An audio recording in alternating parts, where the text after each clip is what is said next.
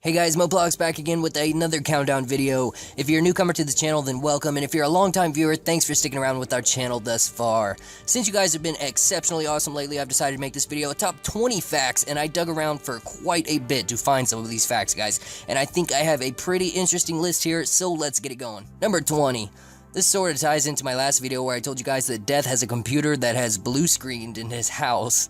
A lot of you pointed this out to me, and I can't believe I never recognized it. The popular term for this malfunction of computers is known as the blue screen of death. I am so dumb for completely missing that one. Number 19. Did you guys know that Crandor is in fact the only island that free players can actually freely and fully access? At Karamja, you can't venture past Musa Point, and the tutorial island is only fully accessible during the tutorial itself. I never noticed this before. Number 18. For a little amount of time after the 5th of September in 2009, the roof and the floor of the fishing store in Catherby appeared to have sunken into a huge hole in the ground for an unknown reason. But this has now been fixed by Jagex. Number 17. According to the developmental map of Devious Mud, RuneScape Classic's predecessor, Al-Kharid was never supposed to have an H in it, and despite having the H in it making Al-Kharid's name appear somewhat Middle Eastern, the phrase Al-Kharid or Al-Kharid, however you want to pronounce it, it doesn't mean anything in any language whatsoever. Number 16.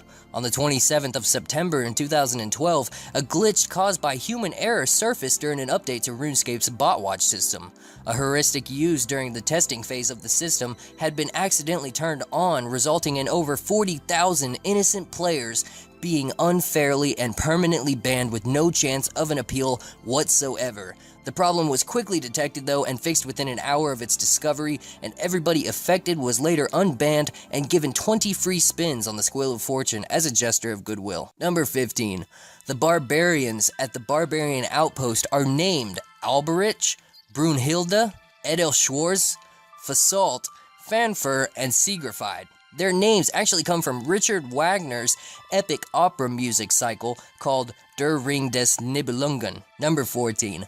Back when random events existed, it actually was impossible to receive a random event on Ape at all when holding your monkey Grigri.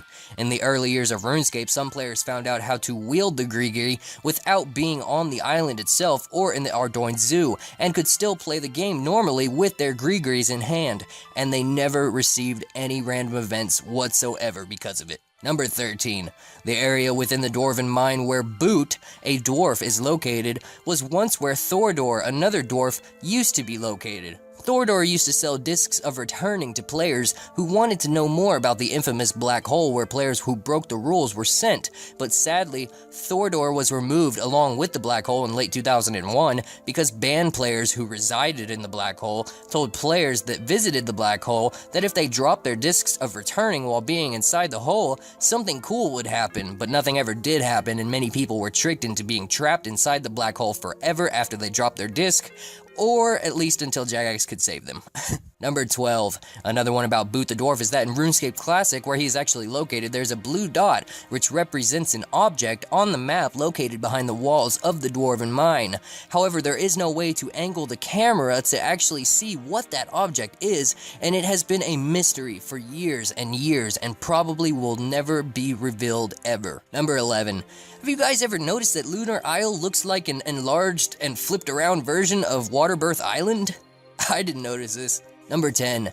You guys know how Hans will scream, "Help, help," whenever you tell him that you've come to kill everybody in Lumbridge Castle? Well, did you guys know that a letter was written to Hans in the second issue of Postbag from the Hedge that semi-mocked him, asking why he always ran away from people so much? Hans did what he does best and responded by screaming and running away. Number 9. When the Abyss, where you train runecrafting, was released, it was possible to attack other players inside of it by using ancient magics. If you used a spell on one of the monsters, if there was a player standing next to that monster, they would be hit by the spell too. When the Abyss was released, it was even said that it was a non-combat area, so players who explored it for the first time ever went there with basically their best items. The glitch was later fixed, however, but the people who profited from it were never banned. Number 8. So apparently, dungeoneering is all a lie. Stated by an NPC in RS3 called Maud Elfborn, which is an Amlod clan elf that will appear upstairs in the Tower of Voices, he says that Diamondheim, the area where you train dungeoneering, is actually just a reality TV show, and that the Elder Gods are laughing at the players who run in and out of the dungeons all day long. Number 7. Do you guys remember Fun Orb? In the Fun Orb game, Armies of Gielinor, one level of the Saradomin Strikes campaign takes place in the rough area of Draenor and is referred to as Draenor Hill. But because the game is set during the God Wars time and thus prior to Count Draenor the Vampire's arrival in the region, this is probably an error. However, the Count may have taken the name in order to insert his authority when he moved there, or it could have possibly belonged to one of his unknown relatives. Number 6. A long time ago, when the god Saradomin first entered Gielinor, he actually entered on the holy island of Entrana, and Entrana may be based off of the word entrance due to the fact that the word entrada in Spanish actually means entrance in English. Number 5. The basalt rocks that you can negotiate to go from the barbarian outpost to the lighthouse near Releka in RuneScape is actually based on a real place in Ireland called the Giant's Causeway. Number 4. The rune essence mine rocks that you mine to get the S from actually resemble a wizard's hat, or it could possibly be a three-dimensional symbol of Guthic, since he did, after all, create all runes, even essences using the Stone of Joss in ancient history. Number 3. One of the sleeping churchgoers in the Varrock Church is named Jeremy Clerkskin, which is a reference to Jeremy Clarkson, a UK television personality who is notable for his role in Top Gear. Number 2. You guys know how there's an apothecary in Varrock, right? Well, apparently there used to be one in Falador too, based off of the information that is given within the RuneScape novel, Betrayal at Falador. Number 1. Do you guys recall that uncooking pot from the random event located in Scape Rune when Evil Bob kidnaps you? Well, you have to uncook a fish to where it's raw and then give it to him, but what happens when you try to uncook other foods?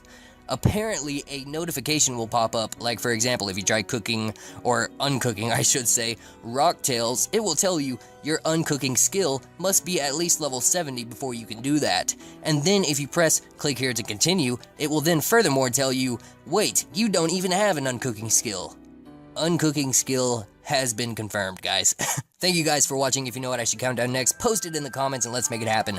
Also, it took me 8 hours to make this video for you guys, believe it or not, so if you would be so kind to either let me know what kind of a job I've been doing lately with the videos, with either a like or a dislike if you choose to, it would be super appreciated. Plus, it helps get our name out there more for other people to see us, and a lot of you have even said that watching these videos have even made you start playing RuneScape again, so if we can spread these around for new people and they start playing again, it's all good for everyone. And on the subject of people playing again, look how packed the free player worlds were, along with the total amount of people playing today. The game is growing right now, guys, and that makes me super happy, and I hope it does you too. Once again, thanks for watching, guys, and I'll talk to you all very soon.